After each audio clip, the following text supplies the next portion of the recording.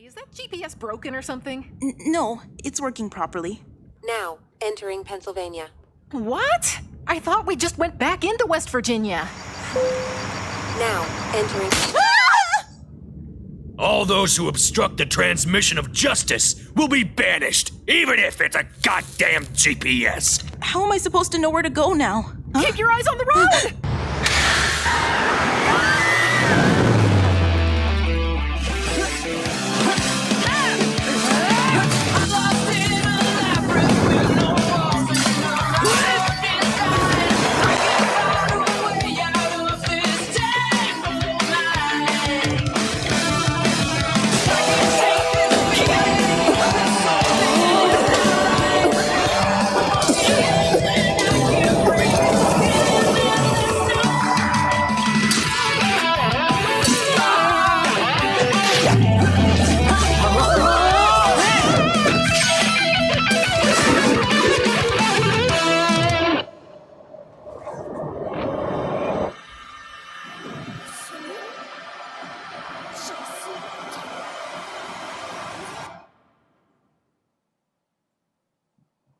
はい、ということで本日皆さんお集まりいただきありがとうございます。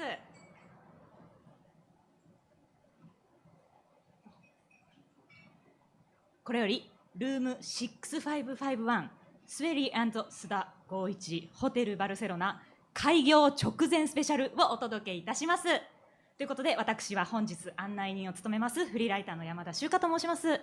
2025年9月26日の発売日を控えまして、本日はホテルバルセロナを創設した偉大なる2人のゲームクリエイターをお呼びしております。ということでスエリーさんどうぞ。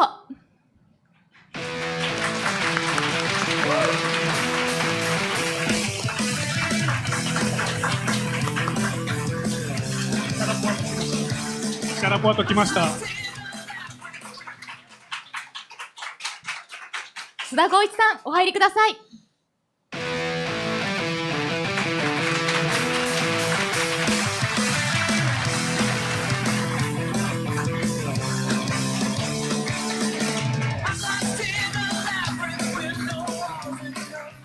はい、ということで本日たくさんのお客様にお集まりいただきまして、ホテルバルセロナ開業をお祝いに集まってくださった皆さんです。よろしくお願いいたします。ということで、こんばんは。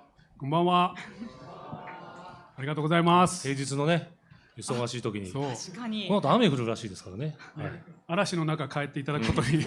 お足元が悪くなりそうな中、はいお集まりいただきましたけれども、本作のコンセプトやタイトルなんですけれども、2019年10月の生配信番組トラビスマンデーナイトロ2で発表されまして、こちらね IGN ジャパンの YouTube チャンネルでご覧になれますので、ぜひともご確認していただきたいんですけれども、なんと言うんでしょうね。ブレイストーミングがもう皆様の前で始まってしまったような形で、そうなんですよ。何年前でしたっけ6年前なんです。6年前ですよ。はい。コロナ前にね。最初、は楽屋で、い。はい。今日コラボを発表します。タイトルはホテルバルセロナですっていきなりおっしゃったんですよ。あでしたっけそうでステージでブレストしたんです。なるほど、そうですね、控え室でいろいろとお話しされたというお話は聞いたんですけれども、じゃあ最初ジャストアイデアそれだけでもうブレストはこちらの皆さんの前でやったっていうことなんですね。でしたよね。そうですよね。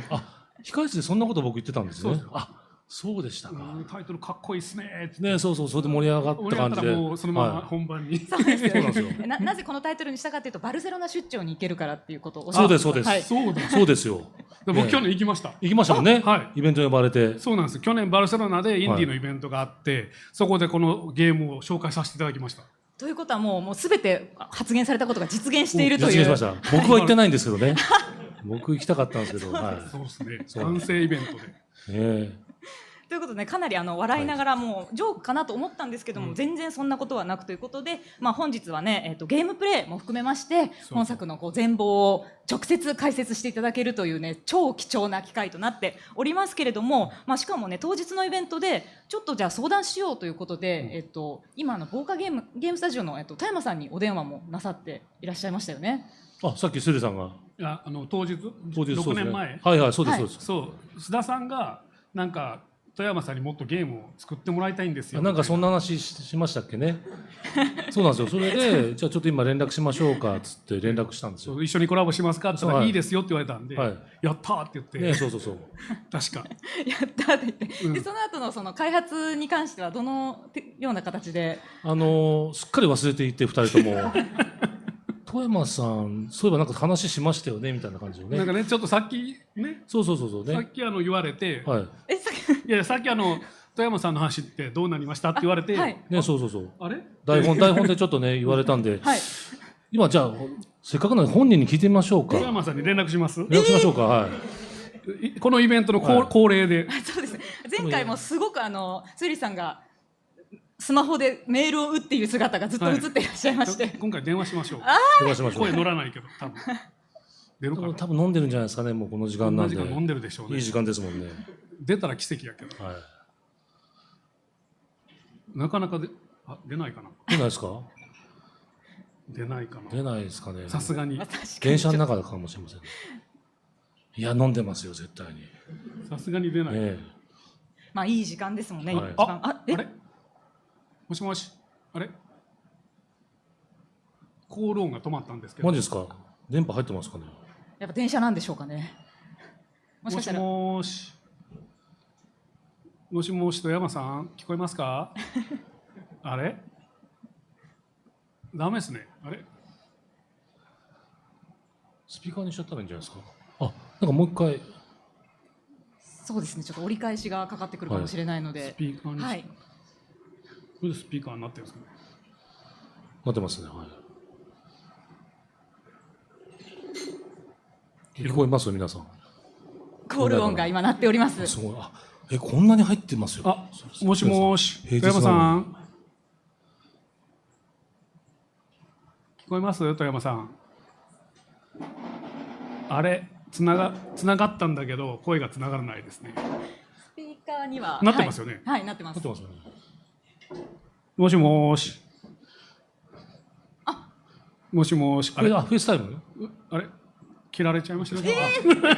寂しい。僕後で。ちょっとまた後で。後でかけましょうか。そうそうですね。折り返しがかかってきたら、いつでもこちら出る準備ができておりますので、 8はい。時前ぐらいにかけましょうか。はい。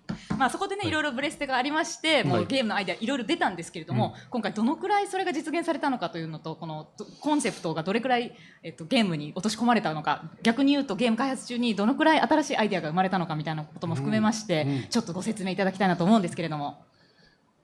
剛さん。いやもともとですね、はい最初のお題で須田さんから必ず絶対アクションゲームにしましょうと。おうで、できればインディーっぽい形のサイドスクロールがいいです、そうそうサイドスクロールの。そこまではもうお題があったんですよ。はいはい。でただ僕はアドベンチャー色も結構強いゲーム作ってきたので、はい初めてのしっかりしたプレゼンブレストか、はいはいはいカナダでブレストした際に須田さんにちょっとだけアドベンチャー色の濃いアクションアドベンチャーみたいなイメージをね、はいはいはいお話したんですよ。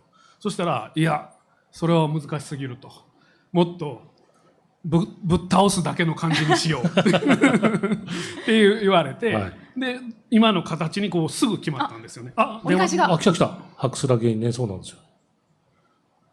富山さん。もしもし、すいません。あ、聞こえますか。すいません。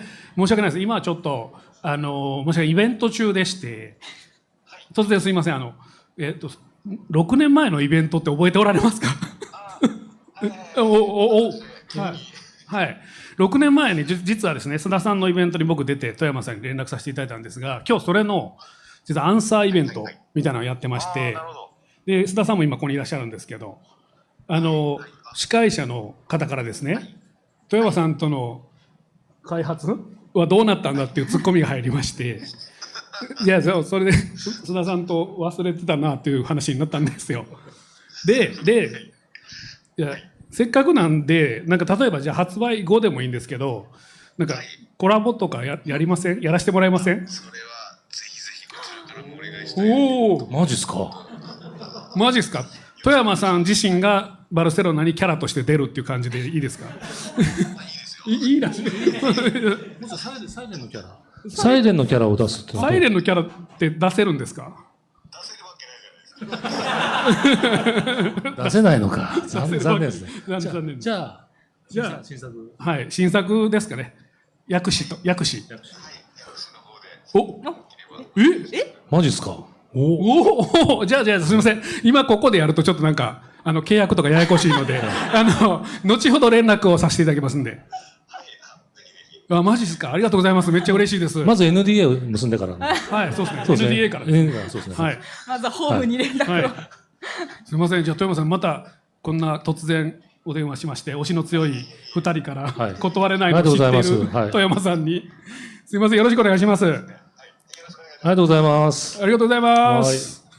おお。すごいですね。ありがとうございます。すごいですね。6年越しでゲームが作られていく現場を目撃できるイベントが開催されるということで。はいしかもコラボもね、決まりました、無事。はい。おでお。ということは、じゃあもう、追加コンテンツで。やります。はいはい。富山さん、いい方なんで、はいこういう場だとね、やっぱり、あの通しやすい。そうなんですよ。返事するんです。後でダメって言われるかもしれませんね。いや、それは、大丈夫ですかね。わかんないですね。もう、でも頑張ります。はい。そうですね。断りにくい雰囲気にもちょっそうでしょとなっているということで。はい。薬師か。かっこいいな。いや、あれずっと読めなかったんですよね。あやかしみたいな。そう、ちょっと難しいです、難しいですよね。はい。薬効とか。はい。まあ、とはいえ富山さんにお声掛けする暇もないくらいにやっぱりその6年間ちょっとこう2人で必死にゲームを作ってきたような形になるのかなと思うんですけれども、まあ、元のアイデアと異なる点でいうと、じゃあ逆に言うと新しいアイデアでこれは会心のアイデアだったなっていう部分っていうのはあるんでしょうか？僕から見てやっぱりハクスラとしてすごいあれですよね。尖ってるというかポリッシュしまくったなっていうのは感じましたね。前半に実は一番最初ただのアクションをプリプロで作ったんですね。はいはいはい。で須田さんにお見せして、もっとヒロイックにしようとか、はいはいはい的なこういろんなねアドバイスいただいて、でも僕実はスタッフにも内緒でもうちょっとやりたいっていう気持ちがあったんですよ。でもスタッフには最初から言うとそんなん作れないってなっちゃうんで、まずアクションはいはい。固め、そこからスラッシャーファントムっていうね、実は死ぬたびに自分が増えていくというシステムを今回入れさせてもらって、それはもう須田さんに褒めていただいて、はい、ゴーストのねシステムめちゃめちゃいいですよね。そうですね、スラッシャーファントム、私アクションゲーム苦手なんですけれども、こんなに心強い味方が自分なんだっていう喜びっていうのはすごくありました。はいね。スラッシャーファントムどのようなシステムなのか。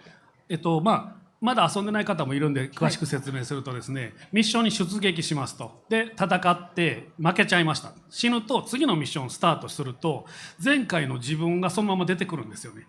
で、敵を引きつけてくれたり、攻撃をまんまコピーなので、AI じゃないから空振りとかもするんですが、敵の方が寄ってくるんでうまく機能していくと。で、それが最大4体まで成長させることで増えるので、遊べば遊ぶほど楽になっていくっていう。で、ただ、ファントムがいるからっていうんで手を抜いちゃうと、次の週そいつがサボるんで、自分が。そう、過去の俺がサボってるっていう、そういう感じになっていくゲームですね。で結構面白いですよ。はい、しかもなんかこう死ぬことによる繰り返しっていうのはね、ホラー映画でもかなりこう定番のギミックだと思うんですけども、それがゲームにこのような形で落とし込まれるっていうのは、本作がホラー映画をかなりモチーフにしているっていう意味でも非常になんというかうまく機能しているなというので、本当にびっくりしてしまいました。ありがとうございます。ハッピーデスデーとかですよね。そうなんですよ。そう。ああ、ね、面白いですよね。面白いです。あれ面白いですよ。あらゆるホラーの話めっちゃしましたもんね。しました。はい。で、ちょっと先輩ですから、須田さんからこうハロウィンとかやっぱり王道のお題が出るんですよ。で、ちょっとひねったやつ、そうとかを出すと、まずはでもね、マイケル・マイヤーズを理解しないとっていう話をそういうやり取りをしてました。じゃあホラーのお題が出て、それに合わせてこうゲームが作り出されていくような。ゲームそこで選ぶというよりは、このホテルバルセロナっていろんなホラーのサブジャンルが横串を刺してホラーを全部知れるみたいなゲームなんですけど、そのサブジャンルを理解するにはもう中心の王道となるジャンル、そうですね。それをまず抑えて、スラッシャーを抑えないとっていうご指導を受けたり、指導っていうかね、そういうね会話をして、あと絶対来るは入れなきゃいけない。そう覚えてる方いますかね、前のイベントで。来てる人いないんじゃないかな。いないんかな。いや、3人ぐらいいると思うんですけど。さすが。来るっていう映画、めちゃくちゃでも大好きで。大好き。ジャパニーズホラーのナンバーワンですよ。やもう僕あの後、はいすぐに見てもう一回、はい。何回も見ましたけど来るっぽい要素も頑張って入れましたよお今回。どこに入ってるかはちょっと言えないですけど、まだ内緒ですけどね。はい。あ、ジャパニーズホラーの要素はいもじゃあ入っていって、じゃあ2人でそのホラーの歴史をたどっていくような道のりだったんですね。そうそうそう。しかも、クルーに出てる柴田はい柴田理恵さん、はい理恵さん。まあ、多分あれの、ね、多分開演のおかげで、噂なんですけども、はいアベンジャーズのドゥームデーにどうやらキャスティングされてるっていう、マジっすか。ツイッターで、まあ、X でそういう情報が流れてて、ついにね、ハリウッドデビューですよ。すごい。アベンジャーズの仲間にね、柴田理恵が加わるかもしれないですよ。最強の霊媒師が。はい、もしくはヴィランかもしれませんけど。すげえな。やっぱクルーはすごいですね、影響力がね。はい。ドクターストレンジの仲間かもしれない。ああ、いいな。見てみたいですね。みたいですはいね。皆さんぜひね、クルーはね、バルセロナ遊ぶ前に絶対に見てください。そうですね。いや予習もうしておいてほしいいや作ぜひぜひ品なども。はいはい。いやマスター高子さんのね、開演もぜひ。そうそうそうそうはい。まあパン祭りはちょっと再現できなかったんですそうですね、残念ながらね。前回ちょっとあ、じゃあそうパン祭りはちょっと、はいはい検討はしたんですね。そうそうチケットでパンを買うとチケットがもらえてチケット制みたいな感じです。っていう結構カナダでその話ずっとしてましたよね。しまそう。どうやってパン祭りをパン祭り入れるかできなかったですね。そう丈夫なお皿ではなくですか。そうそうそう。それ本当やったら怒られるんじゃないかみたいなね。そうそうそうそうはいそう。この権利山崎持ってませんかね。このシステムとかって。シールを集めてお皿を割るシステム。そうそうそう。あれは真面目に検討しましたね。でもあーじゃあ他にも泣く泣く削った映画のネタとかもいっぱいあるんですね。いやもちろんね、まあ、はい予算とスケジュールも最終的にありますからね。なるほどその映画のネタというよりは映画のジャンルというものへ執着をしていく感じなので、まあ、J ホラーへの執着とか。はいはいはい。だから、まあ、クルーはもちろんその中でもトップですけど、はいはいはいもちろんリングもあれば、うん呪音とかもあるわけですよね。その J ホラーというサブジャンルっていうとこですね。なるほど。まあ、ただお二方すごく個性的なゲームを作り続けてきたという意味では喧嘩とかはなかったんですか。大丈夫ですか。まあ、あんまりそんな個性は途中ない方だと思うんですよね。まあ、シェイさんは多分結構あると思うんですけどなるほ、僕はやっぱりスタンダードなゲームしか、なるほど。はい、人真似のゲームしか作れないようなね、はい、スタジオなんで、そんなことはうちのスタッフいるんでね。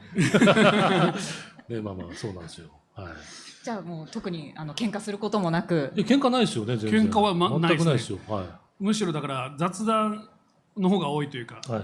雑談してるとそのままねはい仕様になったりしますよね。だから結構だから、ね、シェイさんのとこでホワイトオールで作ってくれてるっていうのを、半信半疑だったんですよ。で、本当に開発してて、プロトも出来上がって、あ、シェイさん本気で作ってんなと思って。どこまでやるつもりなんだろうと思ったら、もうね、もう完成しちゃって。あまあ6年かかるそうね、2年前にはね、そう、MS で発表したりとかっていうのもあったんそうそうで、あ、シェイさん本気でやってくれてんだっていうのは、いや、嬉しかったですね。じゃあちょっと見守る気持ちも強かっいや、た感じですか。もう強かったです。はい。で、もともと僕の言い出しっぺみたいなところを、シェイさん本当乗っかってくれて、ね、こうやって発売前夜祭まで持ってこれたんで、最初のコンセプト固めるとこまでの熱量あるじゃないですか。そこがあまりにもエネルギッシュというか、はいはいはい。だったのでそれを持ち帰ってこねこねしてたら6年かかっちゃったんですよ。そうなんですよ。あとね、最初シナリオもぜひ半分書いてくださいって言ってもらえたんですけど、そもそも自分のゲームのシナリオ全然上がってなかったんですよ。そう今締め切りがあってそう締め切りをもうすっごい伸ばしてね。ね、浜田君ね。そう、まあ、うちのスタッフさん、ね、山ちゃんね。まあね、ちょっとスエさんのシナリオ書いてる場合じゃないな、ごめんなさい、みたいな感じで、ちょっとうちの方の締め切りがっていうので、はい。で、泣く泣くね、シナリオ書けなかったんですよね。そうなんですよ。一本は書きたかったんですけど、はい。いやシナリオに関してはほぼ。はい、全部今回は、サーブライターつけてないんで、あ、全部シェリさんですよね。はいまあ、チュートリアルとかも書きましたよ。もちろんねうちのねスタッフがはいはい素体を変えてくれるんですよね。はいはいはいこういう武器です。はいでもそれのフレーバーは全部書きました。いやフレーバーもですね、はいもうたくさん殺人鬼が出てくると思うんですけども、うんあこんなキャラクターだったんだっていうのがはいはい細かく分かるんですけど、あれもすべて書きました。はい。なんかもう楽しくてネタ出しがそうそうそうネタ出しがね。好きなこと書いとったらええんやと思って悩まず。はいはい、なります。脳汁そのままみたいな感じそうでねできますからね。じゃあもう現役で味わえるはいゲームになってるんですね、はいシナリオに関しても非常になんていうか刺激的というか先がすごく気になるキャラクターが強いんですけれども、ちょっと謎が多いみたいなところもありまして、非常にちょっと頑張って進めなきゃっていうふうにね今思って遊んでいるところなんですけれども、ということはじゃあ、2人の役割分担としては一緒にそのホラー映画のアイディアを練っていって形にしていくみたいな形なんですね。原案世界観そもそもだからホテルに殺人鬼が集まっていて そうですね、それをぶっ倒すっていうはい大元部分をいただいたんですね、世界をね。そうですね。FBI の女性捜査官が乗り込んでいって、んで相棒が途中で殺されるっていう、そうそうまあスタローンがすぐ死んでしまうっていうのはエグゼクティブデシジョンのね。そうそうそうセガガールみたいなあんな感じしたかったんですよ。そうセガールもう死ぬのみたいなね。はいその話まんまやりましたね。やりましたね。まんまやりましたじゃあ今回ね7人の殺人鬼が出てくるゲームということなんですけども、殺人鬼をこう作り上げていく過程がやっぱり何より楽しかったんでしょうかね。そうですね。だから7つの殺人鬼絞ることがまずジャンルを7個に絞るのがまず大変でしたし、はいはいはいやりたいホラーが多すぎて、でもそこからですね。でゲームにするのにアクションって決めていったので、そこは迷いはなかったですけどね。ただ難しくなりすぎたのかなって今すげえ心配してるんですよ。イージーをさっきねおっしゃってた、はいはい。いや皆さんにねエンディング見てほしいじゃないですか、こんだけ頑張って書いたから、なんでイージーモードをストーリー向けにちょっと調整したんです。でそのバージョン遊ばれたかもしれないんですが難しいっていうお話をちょっと聞いてそうですね、どうしようかなって今もう私はすごくアクションが下手なんですけど、それでもやっぱりきちんと殺人鬼を倒せる喜びみたいなのをもう感じられるのが嬉しくてですね、はいエッジ・オブ・トモローに日本語で言うとオール・ユー・ニード・イズ・キルのはいはいトム・クルーズの気持ちになりました。はいはいはいはい。次はこうだ次はああようやくね。はいはいはい。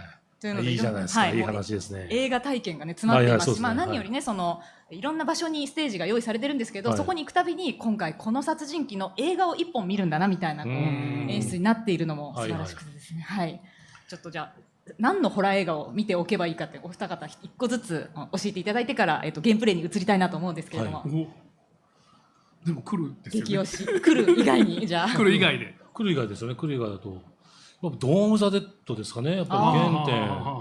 これは実は僕はロメロので今うちの新作ってちょっとゾンビ的なやつなんですよ。でスタッフにもうみんなちゃんとねロメロのゾンビ見てくれって言ったんですけど、僕先月初めて見たんですよ実は。先月初めて見て時間空いたなと思って、はい、連休かなんかの時に面白いなと思ってロメロこんな面白かったんだと思ってスタッフには内緒ですけどね、はいはい、この監督面白い映画撮るなっていう、ね、そうさすがロメロだなと思って僕去年はいモーテルモンロービルあそこですか。あそこ行ってきましたよ。たまたま仕事かなんかであの辺にピッツバーグでしたっけ。そうそうそうですよね。そうね行ったんですもんね。モンロービルショッピングモールはいはいはい。行ってきました。まだあるんです。ありますあります。ありますよねただ改装されててそっか。そうもっと綺麗になっちゃってる感じだ。なってるんですけど、はい一区画だけはい。ロメロのコーナーがありました。へえ。バイク置いてありましたよ。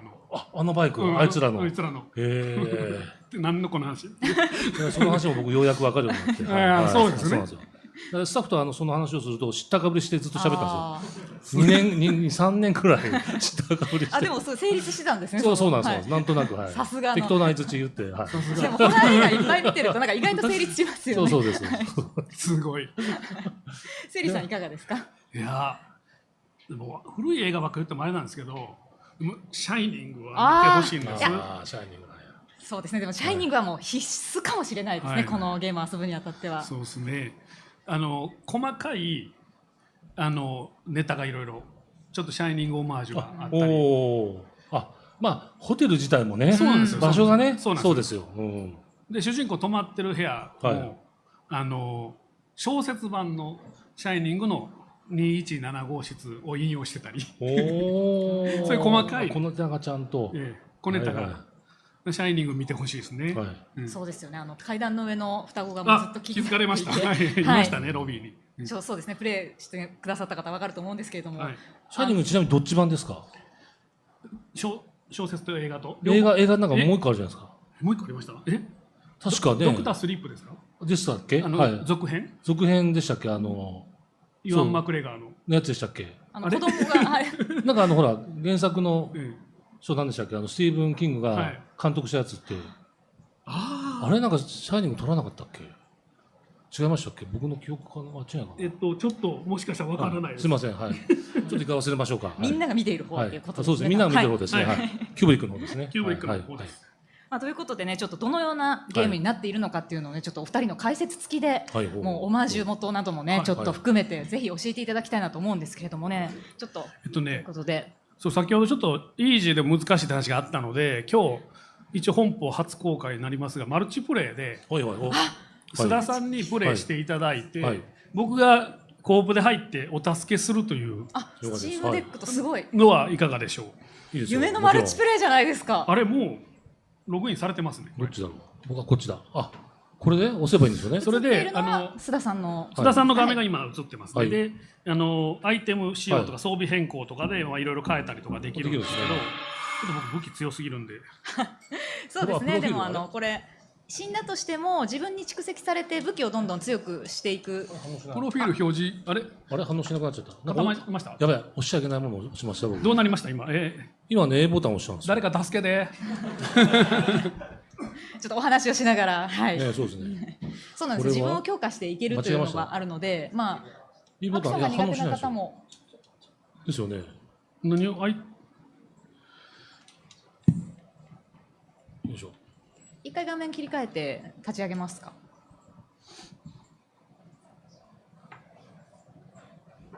誰がどこで何かしてくれてんのかな。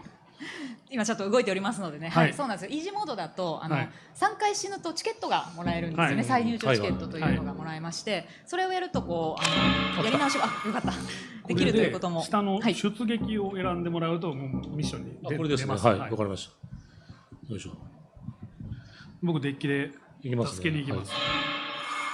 これは心強いですね。もあ、もう行っちゃった。お、来た。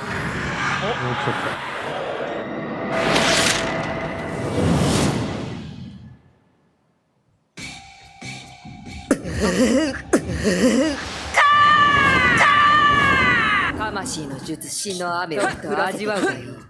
そうですね、本作の主人公は、連邦保安官のジャスティーンという、ね、女性なんですけれども、ドクター・カーニバルという、なんていうなんとうまあ太古の殺人鬼って感じですね。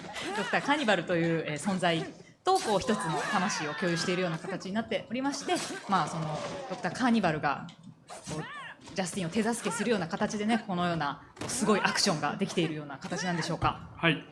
今回、はいマルチですけど僕赤い姿してると思うんですが、まあスラッシャーファントムの代わりにあ、これが赤いのが修理さんですね。は須田さんの世界を手伝ってるという体で入ってきてまい。す。フおお。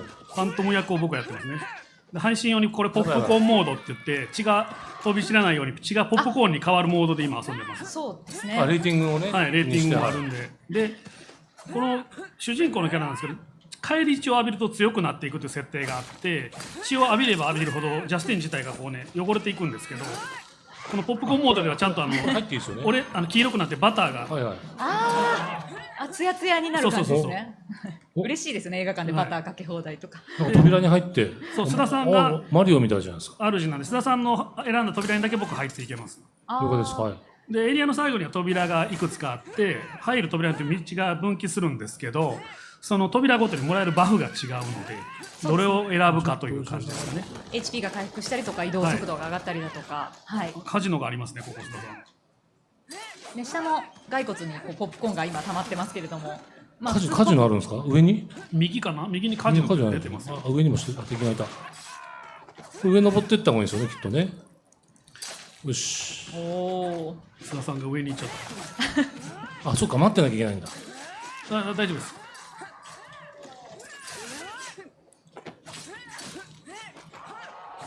これで水を浴びると返り血がなくなっちゃうので、こう壊しちゃいけない設置物とかあるんですよね、水だるとか。あ、なるほど。意地悪なんですよ。はいはい僕やばいやばいやばいアクションゲームをですね最初にこう学んだのが、魔界村を作られた藤原徳郎さんのもとで学んだので意地悪なんですよね。あ、基本的に。基本的にその教えを守って。そう魔界村ぐらいのがちょうどいいゲームだっていう。伝説の方ですよね。はい。はい。よく三上さんの話で出てくるんですよ。そう。そうですね、返り血を浴びるとこちらのステータスも上がるはい。のでやっぱり水がちょっと怖いですよね。水に沈むとすごくこう全て今までのこう強化がなくなったりとか、あとは必殺技も使えなくなってしまったりするので。そうなんですよね。よく海外の方とこれ大丈夫ですかなんか止まってます。あれ須田さん固まってます？固まってますよ。危ない。びっくりした。なんか来た。なんか来た。ドッペルゲンガードッペルゲンガーこれねマルチプレイで協力だけじゃなくて、実は侵入者もいまして、他のプレイヤーこの世界侵入してくることがあるんですよ。なんか矢印ありますよ。はい、この赤いやつが多分ドッペルゲンガー逃で、げましょう。これ逃げよでも倒さないとはい扉選べないんですよ。う。マジですか。エリア進めないんですよ。ドッペルゲンガーに侵入されたら。で、しかもドッペルゲンガーね、ちょっとね、この見た目がめっちゃでかくなって悪そうになってるんで、ちょっとやだな、怖いな。ただ須田さんが倒されたら怖いな。終わりなんで、僕ちょっと僕縦になってこいつ。いた。でかっ。怖い怖い怖い怖い。これは G カックスの最終回みたいな感じじゃないですか。僕カーニバル覚醒使いますよ、覚醒を。今日ガンダム話 NG なんですよね。そう僕がガンダム分からなさそうすぎて。なんですよ。であと止まんなくなるんです。一言で言うとハイパー化ということですね。ハイパー化、そうですね、ハイパー化ですね。一言で言うと、はい。ドッペルゲンガーが須田さんを倒さないことを願う。じゃあダメージは与えられないんですか、ドッペルゲンガーに対して。与えられます、僕も。そうなんですね。で、ドッペルゲンガー倒せば、倒したやった。倒すと、はい今装備してる武器のレベルが上がるので、マジですか。あと今なんか血まみれの保安官バッジもらいまして、へえ。これでやった相手のユーザーネームが入ったバッジが手に入るので、ココレクトしていってもらえれば。ドッグタグみたいなもんですよね。そうはいはいは逆に相手が侵入する際のメリットっい。てこれ入っていいですか。それ侵入した時にも倒したら自アイ分テム取らなのいとアイテム取らないと。武器も強化されますし、またね矢印ありますよ。また来たんですか。ドッペルゲンガー多分もう終わってると思います。終わってますかなんでドアに入ってもらえたら。倒した後の矢印ですかね。なるほど。これでいいんだ。でもこう扉を通るためにどんどん強くなって、はい、扉からもバフをもらえますので。実況ってこういう感じでいいんですか。分かってないですよね。分かんないですよ。カノン栄光とかって人気じゃないですか。だってコントローラー抜けないとダメですよ。そうなんですか。そういうことをね。いや僕ここ苦手なんですよ。いつも水で落ちて。これね。ゴーストもね全員水で落ちてる。ここで消えていくんですね、ゴーストが。意地悪ですよね。ここの最後に水を。これねちょっと危ない。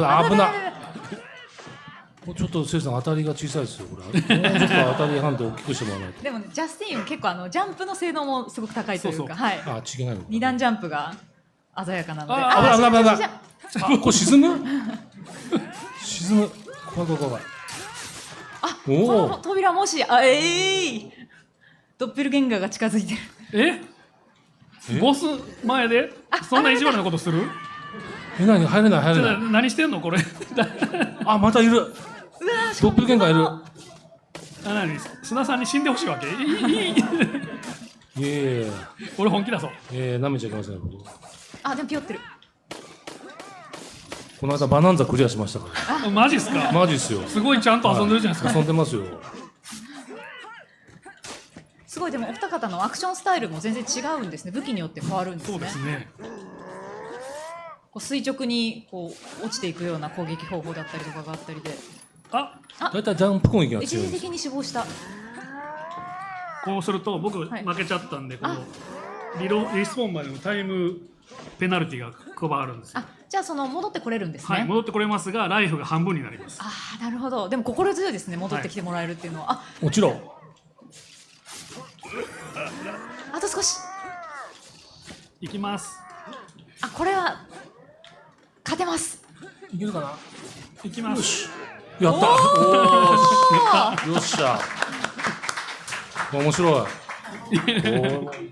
のゲーム面白いですよ。めちゃめちゃ面白いです。嬉しい。いつ発売ですか？9月26日。マジですか？来週発売？来週です。もうウィッシュリストみんな入れないといけません。そう5時 PM ね。なんかあれ何か出てきました。大きいおっかないのが。ボスですね。なんか J フンみたいな。J フンみたいな。でもなんか野球。おしゃれなアニメーション。はい、このアニメーションは夜遊びの PV とかを描いてるですね、南條佐穂さんという方に描いていただいてます。おしゃれな、本チェンソーマンのね、悪魔のシーンとか作っておられる。わあ、やばい、もうボスファイト。いや、早い。浴びせ蹴りみたいなのをして。スリさんがいない。僕まだ今読み込んでます。ちょっと車で耐えていただいて、めっちゃでっかいですよ。かなり凶悪な殺人今鬼の当て身を食らいました。あいた。やべえやべえ。ステージの最後にはこの殺人鬼が待ち受けてるわけですね。はい。削れ。ひえー、あでもかなり削ってる。さあ必殺技打ちます。わ必殺技何ボタンでしたっけ？ LB です。これだ溜まってたらおいけるんじゃないですか。来た来た。ちょっと待って、無敵の瞬間に使ってません敵が。そうですか。惜しい。あなんと。倒せてない。あ削り切ってない。あいけそう。よっしゃ。すごい。すごい。おーこんなに簡単には倒せなかったです。これ何モードですか？これノーマルだと。ノーマルノーマル。あうまいっすね。いやちょっとこのゲームぬるいかな。ちょっと発売前にぬるゲーのぬるくしすぎました。大丈夫大丈夫。おかしい私が遊一応んだ時とはバナンザクリアしたと。確かに。はいもう手がアクションになってるですね。すごい。やった。いやそうなんですよね。面白はい。マルチするとやっぱ助けてもらえるしいや心強いと。ですね私に必要なのは友達だったなというのが今ちょっとい。安心して遊べる。しかもボスを倒すと武器がまた強くなるんですね。ではいはいはい。しかも次のステージにそのまま進めるんですよね。あ本当だ。ホテルに戻らず、はい。進むとバフが全部一斉にもらえたりとか継続する意味があるんですよね。これ行っちゃっていいんですか？行ってみましょうか。行きましょうか行きましょう。せっかくなんで。はいあこのバフがね全部。はい。そうこのシステムめちゃめちゃいいですよね。この天候と時間とそうプレイヤー状態ですよはいね。雨が降ってるとまた大変なんですよね。ね。そうだからうちの今作ってるゲームもこの要素あるんですよ。はい。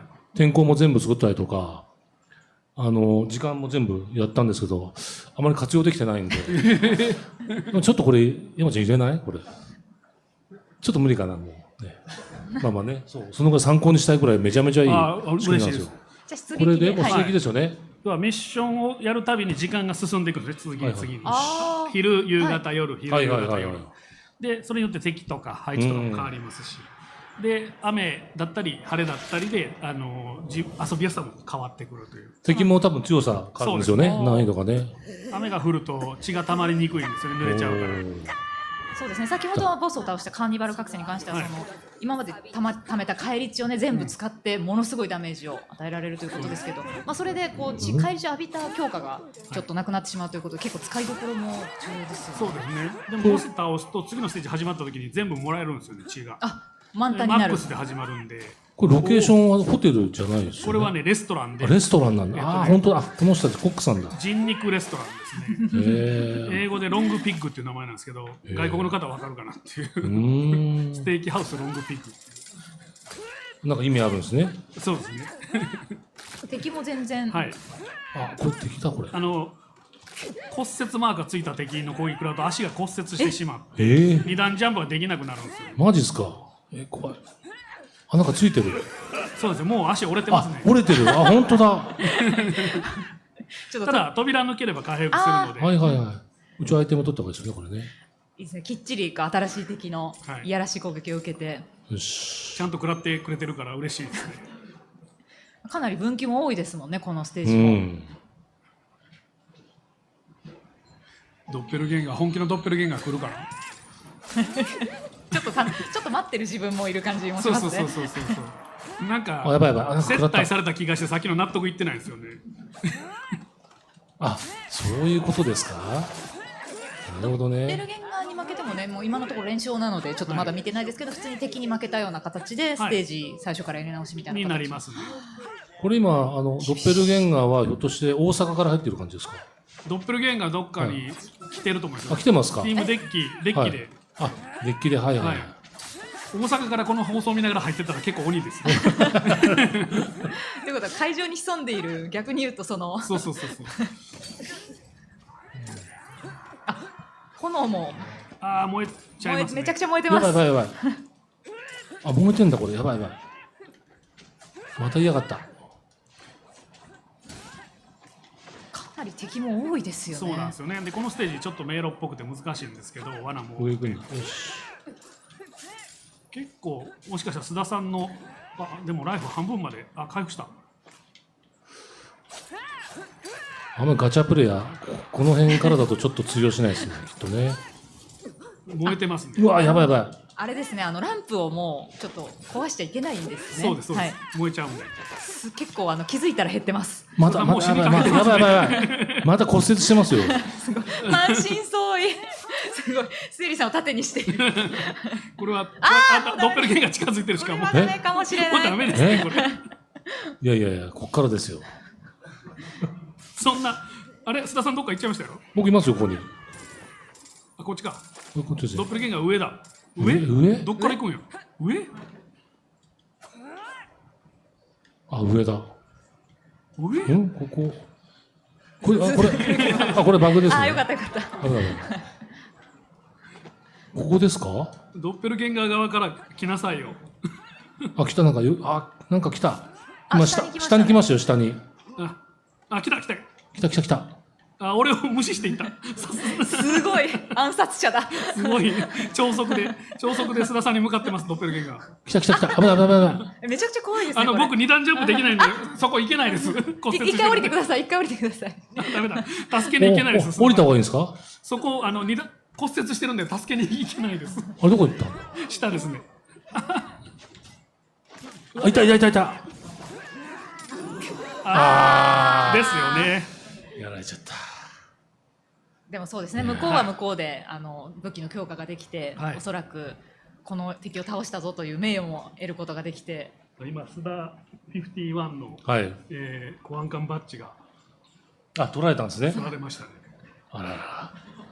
奪われちゃうんですね。集めたあ、でもこれね、魅力相当伝わりますよね、皆さんね。いやー楽しかったですよ。見ているだけでも私にはできないプレーだったので。しかも本邦初公開なんですよね、このはい、コープはマルチプレイ自体はこれ初公開なので、おーいやすごい見せられてよかったです。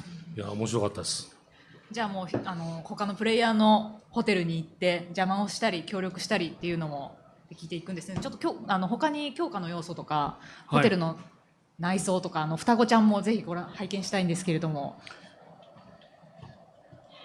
ホテルに戻りましょうか。戻りましょうか。そうですね。はい。ドッペルゲンガーに集めたものも奪われたし、ショックです。おーあ、そっか、ゼロになっちゃうんだ。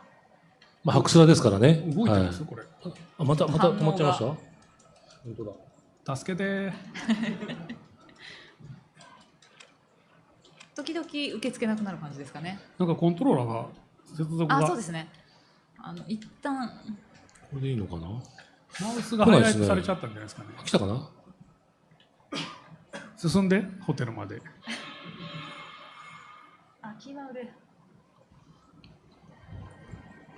ほい。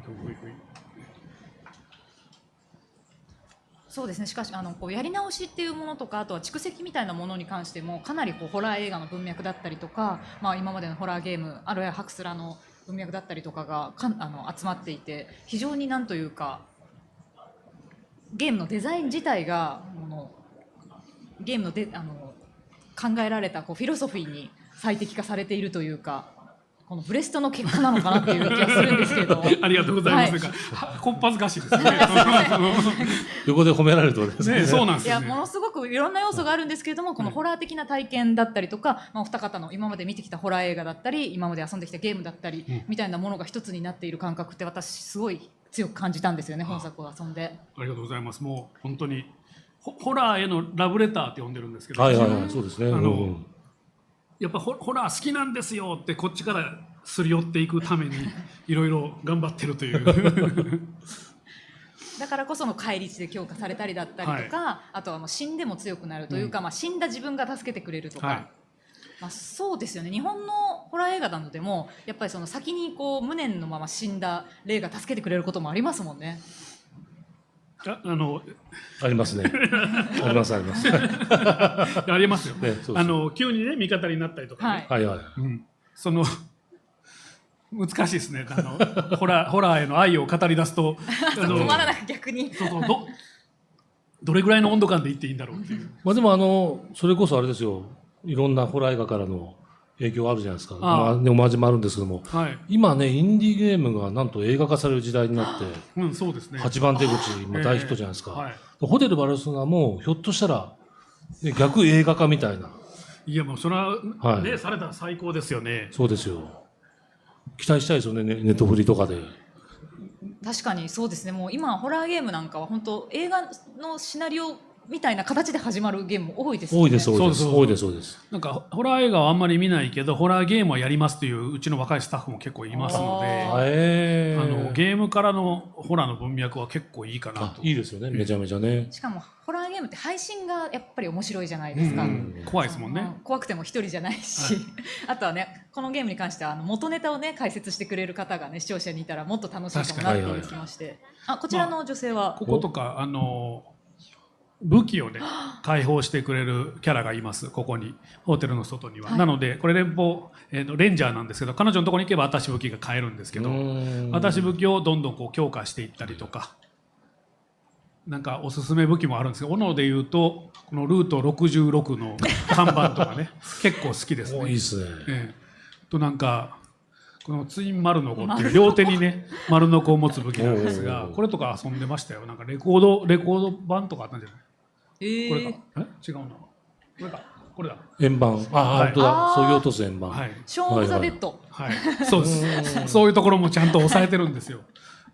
細かいところでこれ気づく人少ないですけど、スカルペルの中に見えないな。間違えてた。バットと包丁なんですけど、はい、これシャイニングの奥さんが使ってたセットです。スラッシュ&スマッシュ。はい。ジャックを攻撃するのに奥さんが使ってたセットですみたいなね、そういうのたくさん入ってますので楽しんでもらいたいなと。そうですね、武器見るだけでもちょっとオマージュというか、もう元ネタが無数にありそうな感じはしますし、ちょっとね難しいと感じたら武器を強化してみるっていうのが一番やっぱり手っ取り早い感じですね。そうですね、武器ももちろんいいです。スキルももちろんありますし、でこのコンシェルジュに話しかけると、これが今回ミソなんですけど、実は特別リクエスト一覧っていうのがあって、ここに入るとですね、公式縛りプレイができるという、近接攻撃禁止でそのまま遊びましょうっていう。近接攻撃禁止ですか？多分ね勝てないんですよね。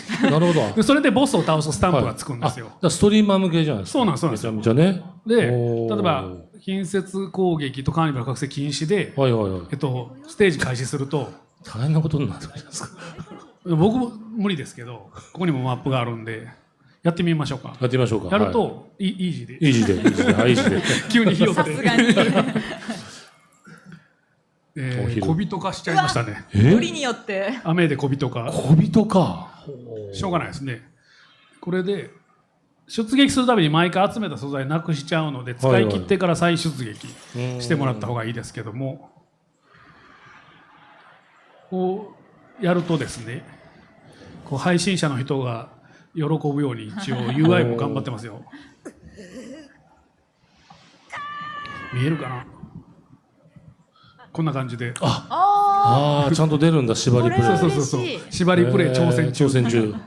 で、右下の方のアイコンに使えないマークもついてるんで。ちゃんとね、照明が。近接押しても何も出ないですね。これは無理かな、さすがに。ジャンプと銃しかできないですね。銃のみな、本当銃のみなんですね。そう、だからファントムでだいぶ進んだ後に縛るとかでスタンプをしてもらうとか。僕銃鍛えてるんで結構いけますね。縛りプレイのために銃を鍛えるっていうのもありますし、でもさすがに何にもできないですね、これ。そうですね、リチャージが必要になるんですよね、遠距離に関して言うと。そうなんですよ。で設置物も壊せませんしね。そうなんだ。あとはもう強化次第ですね、これに関しては。っていうのでいろんな縛りがあるので、ちょっとこういうのも楽しんでもらいながら、もうねエンディング見た後にいかに遊んでもらうかっていうことばっかり考えましたんで。ここドア壊せないから行けないですね。上に行くしか。2段ジャンプでそっか行くしかないですね。っていう感じです。でも突破する方法は常に残されているんですね。もちろん。ただ縛りプレイで全クリした人いないかもしれないですけどね、スタッフで。発売後にだからそういうつわものが出てきますよね。それが楽しみですよね。どこまでやってくれるんだろうっていう。っていう感じです。そうですね、あとは衣装なども増やしていけますし、もうかなりジャスティンの強化する部分でも楽しみがたくさんありますもんね。だからストーリーをもちろん見ていただきたいんで、進めてもらいたいですけど、それ以外の細かいところ全部揃えるぐらい遊んでほしいというか、アクションゲームですから、例えば昔のスーパーマリオとかって何回もエンディング見たじゃないですか。はいはいはいはい。それでも面白く遊べるっていう、そこを注意してます。魔界村イズムというかカプコンイズム、はい、藤原さんイズムですね。はい、何回でも死んで何回でも遊んでほしいなと思ってます。はい。しかも死ぬことにねちゃんと意味があるというか、ジャスティンが死ぬことにこうちゃんと意味を持って生きているというところが、私はすごくなんというか、ホラー映画の文脈だなという部分がすごい好きなので、ぜひぜひその部分も皆さん楽しんでほしいなと思いますけれども、じゃあ開発秘話みたいなところで何かこうとっておきでこの場で見せておきたいものなどありましたら。開発秘話というか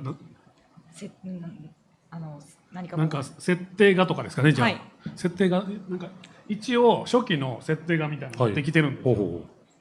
なんか画面出ますかね。はい。今スタンバイですかね。HDMI を差し替えないと。はい。今ちょうど8時過ぎたぐらいですかね。はい。ぜひロフト阿佐ヶ谷ロフト1の食事はめちゃめちゃ美味しいので、ね、今ぜひディナーを食べるといいと思います。はい、何か。はい。おお。出ましたね。来ました。これは貴重ですね。そうですね。これは本邦初公開だとは思いますけど、そのジェイコブというキャラクターと、あとはジェイホラーっぽいキャラなんですけど、これひろあきくんって言って今回キーアートも書いてもらってるんですが、キングオブファイターズとか僕のゲームで言うと D4 ダークドリームスドントダイとかデッドリー2とかの絵をやってる大学の後輩なんですよ。で SNK の後輩でもあるんですか。そうですね。SNK 時代の後輩で、それにずっとこのイラストから入ってもらってイメージを膨らませるっていうのでボスを作っていったんですよね。でそれとは別にこのカーニバルのしっかりしたデザインとかは、ロード・オブ・バーミリオンとかの川崎敦さんっていうアートディレクターの方いらっしゃるんですけど、最近で言うと天水の桜姫とか彼に初期から携わっていただいてキャラの細かいデザインは起こしてもらったって感じですね。すごいですね。このジャスティンの二面性というか、普段のイベントで会話する方のいいですね。はい。戦闘で戦う方のというので、一番最初この 3D のこれだったんですよ。一番奥のこれ衣装も変わらず、普通の衣装のまま中身だけ狂気化して血まみれになるみたいな。でやっぱり須田さんと話してる中でもっと肥料性を出して変身した感じを出していこうっていうのでキャラクターを変えていった。カーニバルの中身がもっと出た方がいいっていうので、その時にドクターカーニバルは片目がないので、ジャスティンの保安官バッジをアイパッチにしましょうとか、そういう設定が生まれていきましたね。じゃあこの設定が一つでちょっと変遷も確かめられるような形でかっこいいですもんね。戦っている時のジャスティン、結構気に入ってます。これが保安官バッジなんですよね。実は眼帯ですね。でなんか初めてアメリカ人に見せた時にアメリカでは警察が人気ないからこんなことは思いつかないと思いました今特にね、謎のそうなんだと思いました。じゃあそのベビーフェイスみたいな感じにはできないする発想がないんですね。ねえ、敵だ GTA でも敵だしっていうこれが初期のコンセプトですね。でなんかジェイコブとかも裸のやつを描いてくれたのでひろあきくんがなのでボディーパーツ剥がれるようにしましょうかとか、ちょっとじゃあゲームの方にもフィードバックされるような形で、ちょっとねまだ私は日本黒髪のキャラクターを確認してないので、そうですね、どういう形で出会うのか楽しみなんですけれども、あやこうって書いてますね思いっきりキャラ名が出てますね。はい、ということで貴重な資料ありがとうございました。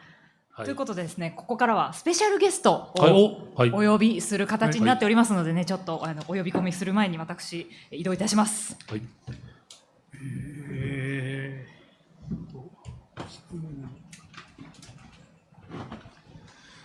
このジャケットね、かっこよくないですか。今予約受付中なんですけれども暑いんですよ汗かいても僕脱いじゃいましたけど、そしてシャラポワがまた暑いんですよこれもうベリーホットじゃないですか。それで照明がねどうしようかなとこの裏の刺繍すごくないですか。これホテルバルセロナ周辺の地図になってます。地図が入ってるんですけど、ただこのバージョンは僕とせいさんだけらしいのでちょっとね、素材が変わります。変わりますね。このはい。刺繍が剥げちゃうんで、やっぱり。そうか。じゃあ今後皆さん手に取れるチャンスがあるということですね。はい、今予約を受け付けております。はい。はい。ということで、スペシャルゲストをお呼びいたします。ホテルバルセロナで連邦保安官ジャスティーンを演じております宇野の真由さん、お越しくださいませ。どうぞ。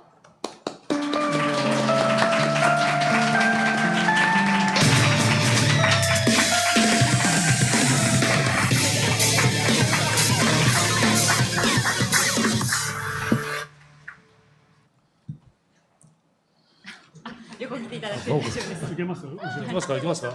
大丈夫です。もう掘りごたつ式でびっくりしたんですよ。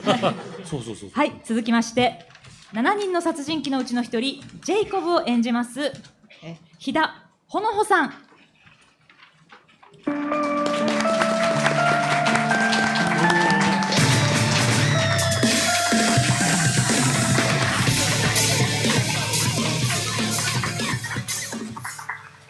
はい、ということで先ほどのゲームプレイでね、お二方の声いっぱい聞かせていただいたと思うんですけれども、ちょっとお二人にもね、いろいろ質問などさせていただきたいなと思うのでよろしくお願いいたします。お二方自己紹介など大丈夫でしょうか。はい。はじめまして、ジャスティン役の宇野のまゆです。よろしくお願いします。はじめまして、ジェイコブ役の飛田ほのほです。よろしくお願いします。はい、イベントに先立ちましてね、いろいろ質問などあるんですけれども、スエリーさんからもね、たくさん聞きたいことあると思うんですけれども、はい、いかがでしょう。まず、宇野さん、今回主人公をやっていただいたんですけど、本当にお上手で、ジャスティンって結構複雑な演技があるんですよね、シナリオ上。でそれが僕感動しちゃって、で僕が最近もう一つ出したデスゲームホテルという別のゲームもあるんですが、そっちでも主人公をお願いしておりまして、今もうこの声に惚れ込んでいるというそういう状況です。恥ずかしい、ありがとうございます。はい、素晴らしいんですよ。で、飛田さんの方がですね、はい、アクションボイスが非常にお上手で、最初にこう来るじゃないですか、オーディションテープ、あの時にはすごい想像つかない殺人鬼っぽい感じというか剛腕な感じこの方がいいですってすぐ決めました。ありがとうございます。完全オリジナルキャラクターのジェイコブに対してはこの方しかいないというありがとうございますそんな感じでお二人をキはい、ャスティングさせていただきました。そうですね、お二人最初に自分の演じるキャラを聞いたときにどう思われましたか。自分のキャラクターについて第一印象など。第一印象、最初はオーディションで、いただいたんですけど、第一印象は絵を見て、シャツはだけてるなでもかっこいいなって。あとめくってみたら2人ってなって、ジャスティン1人って聞いてたから、ちょっと最初2人っていうのに困惑はしました。はい、ジェイコブはですね、初めて見た時ジェイコブだなとこれは一度も見たことがない全く新しい殺人鬼キャラクターだなと、きっとすごい映画に出たら売れるだろうなと思ったのでその怪物っぷりをちゃんと出せるように頑張ろうと思いましたね。逆にこのスエリさんから演じるときにこうしてほしいみたいなのは。いや、ジャスティンは本当に通常状態の時にビビリなんですよね。ビビリで食いしん坊っていうキャラクターを出すのに愛着を持てるように、演じてもらうのにすごいお願いしました。でただカーニバルがうちに入った時の声っていうのはすごい怖いね殺人鬼が入っちゃうので、それを使い分けてもらうっていうところに非常に注目してお願いした覚えてます。でジェイコブに関してはもう、かつていないじゃないですか、その野球殺人なので、そのオリジナルの中で、野球っぽいセリフを面白く強く言うっていうところを注力しましたね。ゲームセットとかホームランとかその指導だったりとか、そのキャラクターを受けて自分で工夫したところだったりとか苦労した点ってお二方どんなところがありますか。割とジャスティンはすんなり自分の中で受け止められたんですけど、変貌ジャスティン、うんドクターカーニバルが入った方が結構難しくて、ただ収録がドクターカーニバル役の天神さんと2人でやらせていただいて、結構掛け合いでできたので、そこがとても自分の中ではそこで落とし込むことができたかなっていうのがポイントでした。ジェイコブはあれですね、いわゆる殺人鬼になる前の元の状態があるっていうことを伺って言ってもいいのかわからないんですけど、まあ元のよくこうジェインでもある殺人鬼になる前だった状態のイメージを忘れずにっていうのを意識してやりましたね。そのお二方が印象的なセリフとかあったらぜひお聞きしたいなと思うんですけれども。一応台本は持ってきたんですけおど、ーすごい収録2年ぐらい前ですよね。そうなんです。すごい。押し入れの中に取ってあって、探してきました。ドクターカーニバルの好きなセリフが、なめるな、我が輩を誰だと思っている。かの太古のつわものが一人、ドクターカーニバルだぞっていう、俺だぞっていうセリフが結構この人ずっとドクターカーニバルだぞ、僕はっていうのをずっと言ってるので、そこがすごい好きだ。はい。まあ相手にはすかされるんですけど、そう。知らんだ。だから知らないな。知らんがな、何言ってんねんって言われるんですけど、あと普通のジャスティーノは結構最後らへんなんですけど、いろいろ葛藤があった上の、ドクターカーニバルって結構ジャスティーンに厳しめというか辛く当たったりするんですけど、その中でなのにどうして優しくしてくれないのよっていうジャスティーンのセリフがすごく印象的で、なんか結構ドクターカーニバルとわちゃわちゃ楽しくしてる時もあれば、こうぶつかり合ったりする時結構すごい戦ってる同士なんですけど、こうジャスティーンってもうなよなよしてるじゃないですか、でもなよなよしててもこう頑張って戦いに出ている。でもその中でも弱ってしまった時に初めて出る弱くなったセリフ、はい。なんで優しくしてくれないの、こんな頑張ってるのにって、そのにじみ出てるセリフだなっていうのが、ここは私がすごい印象的というか好きなセリフでした。書いた人すごいですね。誰だろう。ね。脚本家誰だろうな。ね、いい感じですね。いい感じですジェイコブないでしょ、そのジェイコブはですね、プレイボールがすごく PV とかの頭に使っていただけでめちゃくちゃ嬉しいなと思いながらいつも追っかけてるんですよね。あと面白いセリフだったマッドフューリーの方のもやらせていただいてるんですけども、ムービーの彼のセリフは全部面白いです。ヤバめなんですよね。はい、正義感強すぎて痛いっていう。英語のムービーは流れてるんですけど、日本語のムービーもぜひ聞いていただきたいです。正義のためなら殺人もいとわない。ちょっとやばいです。ベースは誰なんでしょう。ベースはスタローンですよ。お題をいただいたんで、最初に絶対スタローンを出すべし。そしてスタローンはすぐ死ぬべし。すぐ死ぬべし。さすが。そうです。それを入れました。はい。胸焼けの声とか寝起きのジャスティンのオロロロっていう声がすごい印象に残るんですけれども、寝起きで胸焼けという経験は？朝からケーキとんかつラーメンいける人なので胸焼けはもうないんですけど、でも吐くことって人間そんな生きてきて5回僕は人間私ベースで考えちゃったんですけど5回かそんなぐらいしか記憶なくて、もちろん覚えてなくて、だからめっちゃその収録の前とかに呼び起こすためにお酒飲んで1回は吐いてみました。おーすごい。その感覚をデニールアプローチ。確かに体で覚えさせて何回も出てくるんでやりました。すごい。割とだからね、ジャスティンいじめてるんですよね、シナリオ上で。胸焼けがすごいとか、それを全部真剣に向き合っていただいて助かりました。そうですね、プレイヤーがその死んだ後にね絶対見る声ですもんね。そんな体を張ってじゃあ殺人鬼についての質問なんですけれども、飛田さんキャンプ場で自分が殺人鬼になるとしたらどうやって人を襲いますかっていう。人生で今まで殺人鬼になったらどうするかを考えたことがないんですけどやっぱり令和の時代で殺人鬼になるなら迷惑系配信者を殺したいっていうのはありますよね。今まではなんかイチャついてるカップルだったじゃないですか。でも令和になったらやっぱりたしなみとしてそこはやっておきたいな。最近ホラー映画でも多いですもんね。多いですよね。はい、迷惑系配信者がっていうのは。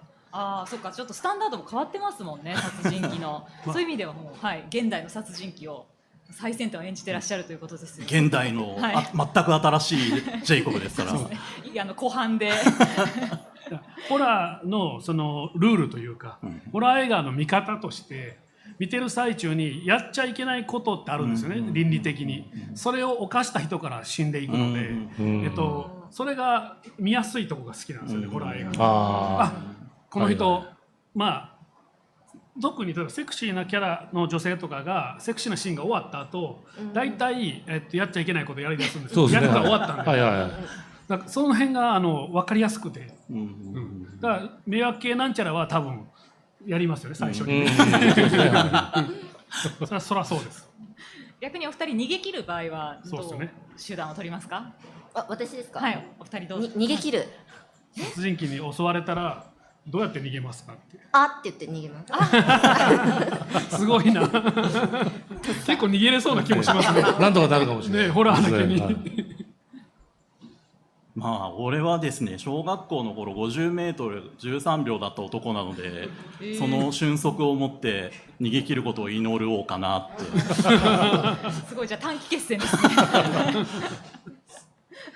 まあ大丈夫です。ホラーの殺人鬼は追いつかないように走る。ちゃんとね、距離取って、追いつかないようにうまく走るんで。昔のアーケードゲームのレースゲームみたいな感じ。そうね、ちゃんと追いつけるようなバランス設定からね。そうなんですよ。ちょうどいいと思います。はい、なるほど。まあ逆に言うとお二方、ホラー映画はどうなんでしょう。このゲームに関してはたくさんホラー映画のオマージュがあるんですけれども、普段ホラー映画ご覧になられるんでしょうか。あんまり見ないんですけど、見ないというよりかは日本のは見れないです。リアルすぎて、なんか後ろにもうすぐいそうで見れないんですけど、逆に海外の作品、最近ではミーガンとかは見ました。ちょっとじゃあ、自分に近い設定だとちょっと怖い。夜眠れない。眠れないです、絶対。明かりつけて音楽聴きながら寝ちゃう人なので。ああ、すごい。そんな怖いですね。怖いです。無理なんです。逆に言うと、じゃあジャスティンの、シチュエーションは結構大丈夫なところも多かった。もう大丈夫です。もうこれは入り込んでるので、作品として楽しんでるのかな、逆に。ただ自分ウドのメイトしている時だけはもう勘弁してほしい。ホラーはって感じです。はい、日田さんいかがでしょうか。ホラー映画は全然もう本当にダメで、あーって言いながら逃げる方なので、収録の時もちょっとドキドキしていたんですけども、でもこのゲームにはポップコーンモードがあるので、一緒に出演した別の友達とも出たら一緒に遊ぼうぜポップコーンモードでという話をしております。ありがたい。誘えるのいいですね。でもホラー映画苦手な友達を誘うというのも、そうですね、すごい楽しみなんです。逆に殺人鬼演じてちょっと大丈夫になったみたいなのもない。全然ないです。あんなに襲ってくるのに。でもちょっと見たいかなみたいなのもちょっと怖い感じですかね。いや、もう全然ダメなので、あーって言って逃げる方です。逆に言うとゲームはお二人はどうなんでしょうか。普段遊ばれますか。普段遊ばないんですけど、友達の家で車運転してみたり、ゲームセンターで太鼓叩いてみたり、あとは友達のプレイしてるのを剣振り回してモンスター倒してるやつを横で見たり、私がやっちゃうと剣を振り回すっていうよりも剣に振り回されるようになるんで見てる方が楽しいなっていうタイプです。アクションは申し訳ないです、あんまりやらないんですけど、ゲーム自体はいろいろやって、今日も阿佐ヶ谷でモンスターを倒しながらここまで来てたりはしますね。じゃあ一芸みたいなものとかはやったりとかって一芸ですね、なのでまさに一芸です。逆に言うとお二方ゲームを作ったお二方はこのお二人におすすめする上ではどんな形でリコメンドいたしますか。二人このゲームをですね、それともあらゆるゲーム。いやこちらのゲームバルセロナ、はい、バルセロナを。バルセロナは先ほども見せましたけどマルチプレイももちろんありますし、あとなんせシナリオがいいんで、堪能できますね。ね、もうそういう意味ではね、ぜひイージーで、もう最悪僕セーブデータ渡すのでやっていただきたいなと思いますね。もちろん飛田さんもジェイコブにボコられてください。ああ、それはでも楽しいですね。ただね、ネタバレもちょっともうすでにしてる、2年前にしてるというのがちょっとネックかもしれないですけど。でもまた違いますよ、多分実際遊んだら。初めからちょっとこうプレイヤーとして物語をまっすぐ楽しむっていうのは、そうですね。だから2年前に、だから先ほど須田さんも、キラキラを入れたとかあるじゃないですか。そういうのって2年もあったらいろいろ入るじゃないですか。そうですね、変わりますもんね。で、はっきり言ったら2年前とフローも変わってるし、ストーリーの並びも変わってるんですね、順番も。だから作り方は似ていると思うんですよ。今こっちの方が絶対いいと思ってからもう変えないと思うんで、だから多分新鮮に遊べると思います。ぜひぜひ、じゃあちょっとホラー苦手とは言わずというところでゲームもそうですアクションもいざとなったらね、多分スエリーさんが助けてくれると思いますので、セーブデータでいただきます。須田さん、スエリーさんからお二方に聞きたいこと他にありませんか？僕書いてきた質問あるんですよ。はい。宇野さん、はい。一人二役を演じるにあたり気をつけた点とか、それこそユーザーの皆さんにこのキャラクターを演じる中で見てほしいところとかってあります？なんか今の自分というよりかは過去に書いた自分がメモ残してて、ジャスティンは心配性、怖がり、常におどおど、お酒飲めない、ご飯大好き、仕事決めたことに対して全うするって書いてるんですけど、今思ったらこうおどおどして怖がりで心配性なんだけどすごく心の優しい子だなっていう印象はあります。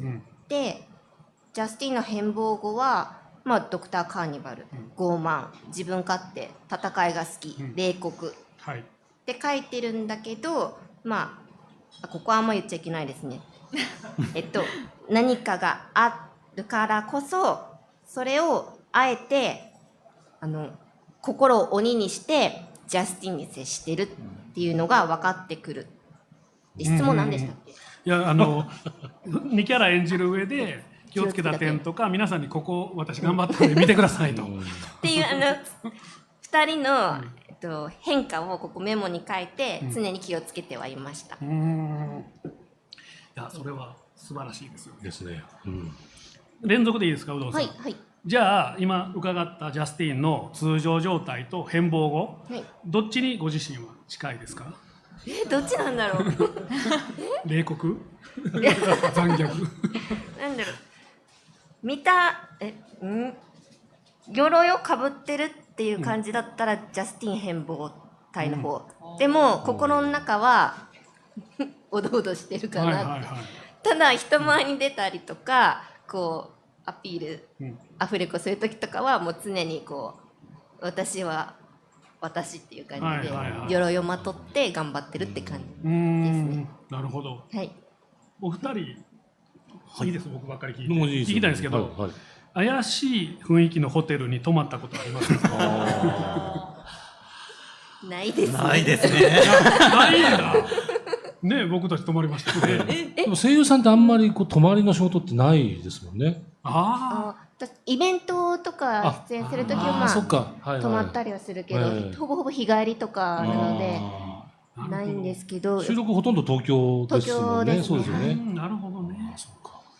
いやカナダの幽霊ホテルに泊まったんですよ。そうなんですよ。カナダのバンフっていう場所なんですけどね。リゾート地ですよね。だから冬だと本当スキーで有名な場所なんですけど、古いホテルでね。お城？お城ですか。なんかそんなんで自殺したと持ち主が幽霊が出る。マジですか。この廊下に幽霊が出ます。聞いたんですか。聞きましたよ。マジですか。僕通訳したと思うんですけど。全然すみません。ビール飲みすぎたのか。ここですよね。このホテル。そうこのホテル。そう。これそうなんですよ。これ須田さんが撮った写真なんですけど。そう僕撮ったんですけど。ごめんなさい。ちょっと。でこんな感じの。この話が盛り上がったんです。ホテルバルセロナの話が。ここがモチーフまあ大元こんな感じのホテルいいねっていうね。でね、そこでいろんな話も、まあ、結構中身の話も結構したしましたので、思い出にね、この T シャツ作ったんですけど。しかもその後ね、すぐにビデオコールでディボルバーに電話したんですよ。そう。デボルバーにすぐピッチして、そうお金くれ。そう予算出して、ちょっとどうかなみたいな。もうちょっと考えさせてくれって。なんかあれは今日なんか鈍いぞみたいな。この間 OK みたいなことしてこっちが盛り上がりすぎて、そう。温度差ができちゃうっていうので、いやそういうの止まったことないかなと思ったんですよね。クローゼットの中は入られたんですか？クローゼットは僕はホテル毎回入りますけどお化けいなかったです。いなかった、もう怪しいホテル旅館とかやったらありそうなんですけどね。あとむっちゃしょうもない質問も書いてるんですよ、飛田さんに。野球はしますか？野球はですね、なんせ50メートル13秒だった男なので、野球が俺を愛してくれないんですね。見るのもないですか？見ることもあんまり漫画ぐらいですね。大谷とかも。大谷は見ますね。なるほど。ミーハーなので。ホームランのポーズは大谷なんですよ。そうなんですね。確かそうなんですね。背中向けて。なるほど。確かモーションデザイナーの確かそうです。どうでもいいか。そんなことない。いろいろ書いてきたんだけど、聞くの恥ずかしい質問ばっかり。そうなんですか？そうだ。なんかうどのさんの家のクローゼットにはお化けはいます。いないですね。質問が怖いですよ。ね。でもそのシーンの台本はクローゼットの中で呼びました。わあすごい。出てくるかなって思いながら、出てこなかったんですけど、雰囲気は味わったので、いい思い出です。はい、キャラ結構いいんですよ。いいですよね。皆さんもねじっくり見てほしいんですけど。あとお二人に須田さんも聞こうかな。好きな殺人鬼はいますか？または演じてみたい殺人鬼はいますか？人生で好きな殺人鬼を考えたことが今までなかったんですけど、一生懸命考えてみて、ホテルの殺人ホテルの殺人鬼がいるじゃないですか。シリアルキラーでホテルに隠し道とかを作って死体をそこで処理をしていたっていうシカゴ万博の時のホテルの殺人鬼が実在のがいるって聞いて、実在の、これ面白いなと思ったら大体フィクションだったって聞いてすごい残念だったんですけどだけどそのヘンリー・ハワード・ホームズっていうのがちょっと好きですね。ヘンリーですね。確かに実在の殺人鬼が出てくると思わなかった。今僕がビクビクしてた。なんかね、マイケル・マイヤーズとか出んのかなと思って。僕も実在だと思って考えてました。僕もヘンリーなんですよ。そうなんです。映画のヘンリーが結構好きですげえなと思って。すごい。好きな殺人鬼が考えたこと逆になかったです。すごい真面目に考えたのに実在が出てくるんですね。すごい。ジェフリー・ダーマーとかそういうことです。ダーマーそうだ。ですよね。よくねドラマになってますけど。そうネットフリでね。います？いないです。ですよかった。ほっとしました。ありがとうございます。ね、普通に林真澄とかできたらね。カレー事件の言いづらい。結構身近でしたやっぱ関西なんで。皆さん盛り上がるのはいいんですけど、殺人鬼の話をこのくらいにしておきましてですね。今回ねさらなるサプライズということで今回ね。お便り届いておりますよ。ということでサプライズドクターカーニバルを演じた天神秀隆さんからビデオメッセージが届いております。デスペアチェはい、皆さんこんにちは。ドクターカーニバル役をやらせていただきました天神秀隆と申します。スエリさんこんにちは。秀君もうどのも元気してますか？はい。今日はね、本当にお伺いできなくて申し訳ないですね。ちょっとね、仕事がありまして、残念ながら伺えないんですけども、カーニバル、ドクターカーニバルね、非常にいただいた役としては、もう本当に悪い悪党な役で、ジャスティーンにもう憑依しているっていう意味では、大変、面白い役でした。見た目もね、あんな怖い感じで、ドクロが、あってっていう、言うこと全部悪いことっていうのがもう楽しくてですね。特に、いろんなホラー映画の話をするシーンがあったりするんですけどね。なんか僕実はね、ホラー映画怖いんですよ。すごく苦手でして。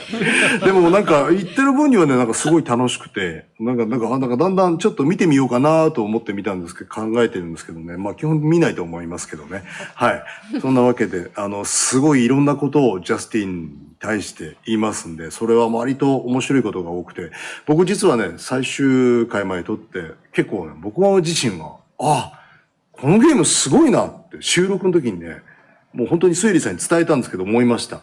なので皆さんもね、ぜひ発売されたら、ぜひプレイして最後まで行っていただけると、なんか嬉しいなと思います。とってもいいゲームだと思います。僕も予約しますんで、皆さんもぜひね、予約して買ってみてください。面白いですよ。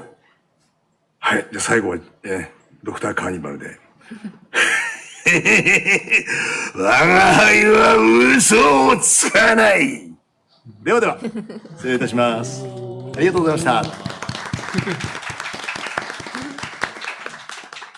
すごい雰囲気のメッセージありがとうございます。なんか今万博にいらっしゃるんでしょうね。そうなんですよね。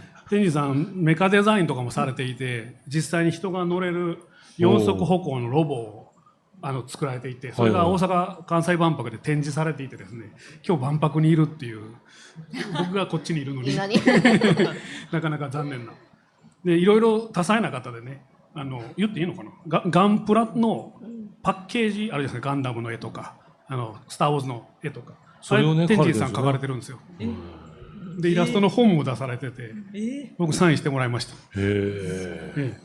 で、そういうのもあって、僕もスター・ウォーズ好きなんで、天智さんもスター・ウォーズ大好きで、で、年齢も近いし、下の名前も秀隆で同じなんですよ。そうなんですか？そう、それでめちゃくちゃ仲良くなって、イチャイチャして。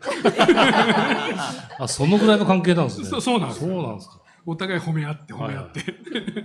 じゃあね、天神さんのね、ジャケを描いたガンプラを作らないといけませんね。そう。若いガンダムの次はね、そうですよ。もう作りまくってると思います。もういろいろ。スター・ウォーズのストームトルーパーとかも書いてるんですよね。だからあれのルーク版とハリソン・フォードのハンソロ版の顔出しのやつとかも書かれてるんで。それは日本のバンダイから出してるスター・ウォーズの。そうなりましたっけ？日本のバンダイの。バンダイが出てるんですよ。で、それ知らずにめちゃくちゃ作ってるんで、僕。どれだけ天智さんの絵を見てきていたかっていう話をね、本人にめっちゃしたんですよ。恥ずかしい。でも盛り上がりました。もうありがとうございます、天神さん。いや、素敵なビデオメッセージ。なんとゲームの声そのままでちょっとドキドキしてしまいました。いい声してますよね。かっこいいんですよ。声優さんって本当にね、皆さんいい声してますよね。はい、ということで大変盛り上がってきたんですけども、そろそろお時間来てしまいましたので、ちょっとお二方最後に配信でご覧になっている方にメッセージをいただいてからさよならのバイバイをさせていただきたいと思うんですけども。配信を一旦ここで。そうなんですね。配信はここで終了なんですね。配信ご覧になっている皆さんありがとうございます。アンサーイベントちゃんとできました。はい。できました。はい。ちゃんとゲームも出ますので、9月26日来週です。よろしくお願いします。ロミオもよろしく。ありがとうございます。ね、ロフトからロフトにね。はい。